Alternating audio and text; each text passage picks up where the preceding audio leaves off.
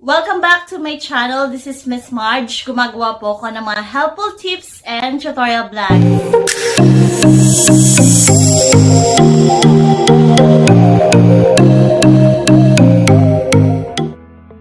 It's another day of tutorial. Welcome to my channel. This is Miss Marge. Kung interested po kayo sa aking mga topics, huwag niyo pong kalimutang mag-subscribe para updated kayo sa aking mga updated tutorial vlogs. And browse lang po kayo sa aking channel, baka may other videos pa po makakatulong sa inyo. So, dahil nag-update sa SSS ng kanilang SSS website at SSS mobile app, so for today's video po, gagawa tayo ng updated process kung paano mag-enroll ng bank account sa inyong SSS online account. So, kung interested po kayo sa topic na ito, keep watching po! But before we proceed sa ating tutorial for today, gusto ko lang pong i-promote sa inyo ang aking business, RMT Travel and Tours. Kung kailangan nyo po ng airplane ticket or ferry ticket like to go, and gusto nyo magbakasyon sa Boracay, Palawan, or any domestic and international destination, message lang po kayo sa aming Facebook page, RMT Travel and Tours. And please like and follow din po ang aming Facebook page para updated kayo sa aming promos for tickets and tours. Pabook na po kayo. Thank you in advance. So to continue with our tutorial for today kung paano mag-enroll ng bank account sa SSS online. So una, gamit ang iyong cellphone or computer, buksan nyo lang po muna ang inyong internet browser gaya ng Google Chrome at pumunta po kayo sa website ni sss.gov.ph. So, once nasa website na kayo ng SSS, kung may makita man kayong parang survey na may 5 star, click nyo lang yung arrow pababa para mag-close yung survey na yon. So, once na-close nyo na yung survey, navigate nyo na yung SSS website. So, may makikita kayong create a My SSS account or login. So, click nyo lang po yon. Then, may lalabas ulit na choices. Click nyo lang po yung login. Then, mapupunta kayo sa login page ng My SSS. So, kung may user ID and password na po kayo, type nyo lang yung user ID and password nyo and then click sign in. Kung wala pa po kayong user ID and password, panoorin nyo po sa channel ko yung updated process kung paano magkaroon ng user ID and password sa SSS. So, once may user ID and password na po kayo, i-type nyo lang po yung user ID and password nyo and then click nyo lang po yung sign in. Then, may lalabas na notification for one-time PIN. So, click nyo lang yung one-time PIN through SMS para mag-text sa inyo ng OTP si SSS before kayo makalogin sa inyong SSS online account. So, once na-click nyo na po yun, mag-text sa inyo si SSS na OTP or one-time PIN, i-type nyo lang po yung 6-digit na OTP sa box na yan. So, once na-type nyo na yung OTP nyo, click nyo lang yung login button. Then, may lalabas na data privacy notice. So, basahin nyo lang po yan, scroll nyo pababa hanggang makita nyo yung I agree button. So, kung agree kayo sa data privacy notice nila, click nyo lang yung I agree. After that, makakapasok na kayo sa inyong SSS online account.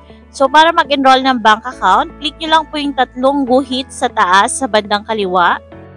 Then, may lalabas na choices. Click nyo lang po yung services. Then, sa baba ng services, may lalabas ulit na choices. Click nyo po yung disbursement account. Then, may lalabas na reminders sa disbursement account enrollment. So, scroll nyo lang pababa, basahin nyo lang po yan. So, ang importante dyan, dapat yung bank account na i-enroll nyo is dapat active and dapat nakapangalan dun sa maglo-loan ng SSS or kung sino yung may-ari ng SSS. And dapat hindi pa siya close kasi kung maglo-loan kayo, dun papasok yung perang niloan nyo sa SSS. So, once nabasa nyo na yung reminders, click nyo lang yung box ng I certify para malagyan ng check and then click nyo po yung proceed button sa baba.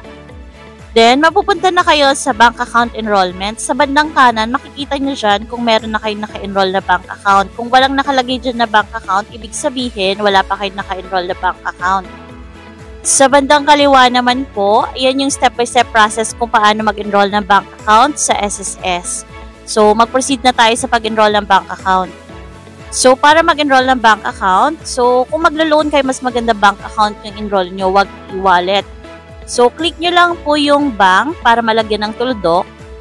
And then, sa bandang baba, i-click nyo lang po yung arrow pababa sa select bank para i-select nyo kung anong bangko yung i-enroll nyong bank account or ATM. And then, makikita nyo na yung listahan ng mga bangko na pwede nyong i-enroll dito sa SSS. So, scroll nyo lang yan pababa para makita nyo yung full list and then mahanap nyo yung bangko na i-enroll nyo. So, for example, kung Metrobank yung i-enroll yung bank account, so click nyo po yung Metropolitan Bank and Trust Company para malagyan ng tuldok. So, yung Metrobank, Metropolitan Bank po yung full name niya. So, yung iba kasi nahihirapan dito, di daw nila makita yung Metrobank. So, eto po siya. So, hanapin nyo lang dyan kung anong bangko yung i-enroll nyong ATM or bank account. And then, i-type nyo po yung account number nyo dun sa dalawang box na yan, sa bank account and sa confirm bank account number. So, make sure same account number po yung ilalagay nyo dyan sa box na yan. So, once na-type nyo na and na-select nyo na kung anong bangko nyo, i-click nyo lang yung next button. Kanina, nasa step 1 tayo sa enrollment of information. So, ngayon sa step 2 na sa supporting documents. So, mag-upload na tayo ng supporting documents. So, una nating i-upload is yung proof of account. Yung proof of account po is ito yung proof of bank account nyo. For example, picture ng ATM nyo, nakita yung bank name and yung pangalan nyo and yung account number nyo. Or pwede ring deposit slip, nakita yung account number nyo, pangalan nyo, and yung pangalan ng bangko. Basta importante kita yung mga tatlong yun, pangalan ng bangko, pangalan nyo, at bank account nyo. Pwede ring picture ng passbook, pwede ring screenshot ng online banking. So, yan yung mga pwede nyong proof of account na i-upload dito sa SSS. So, para i-select kung ano yung i-upload nyong proof of account, i-click nyo lang yung arrow pababa sa select document type. Then, makikita nyo na yung mga listahan ng pwede nyong i-upload na proof of account. Ito nga yung picture ng ATM, nakita yung account number and yung pangalan nyo.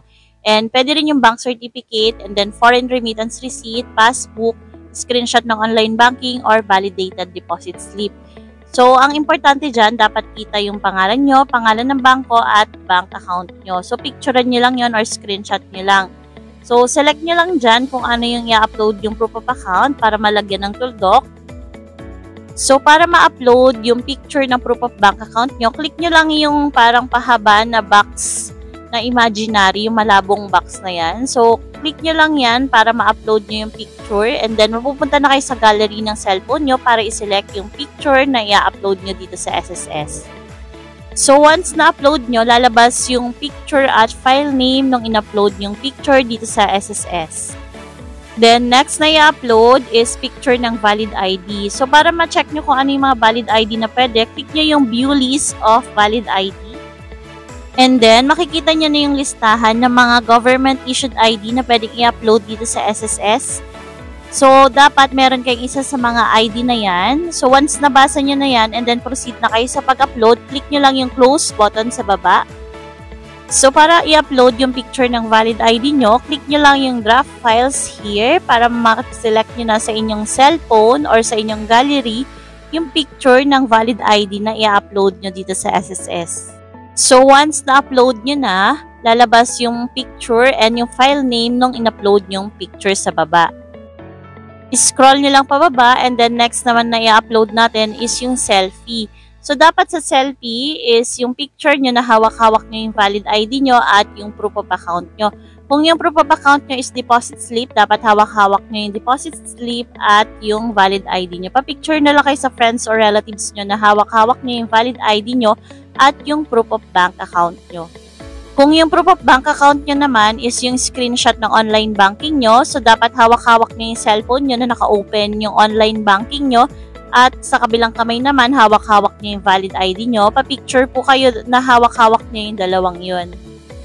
So, para i-upload yung selfie nyo, click nyo lang ulit yung drop your files here and then select nyo lang sa phone nyo or sa gallery ng cellphone nyo yung picture na i-upload nyo or yung selfie nyo. And then, once na-upload nyo na yung selfie nyo, lalabas dyan yung in-upload yung picture at yung file name. So, once okay na yung mga in-upload nyo, click nyo lang yung next button sa baba. And then, lalabas yung summary ng in-enroll yung bank account, yung bank name at yung account number nyo. Double check nyo kung tama. And then, makikita nyo rin dyan yung mga in-upload yung picture. So, once okay naman yan, scroll nyo lang pababa. Then, sa bandang baba, may makikita kayong I-certify. Click nyo lang yung box na yun para malagyan ng check.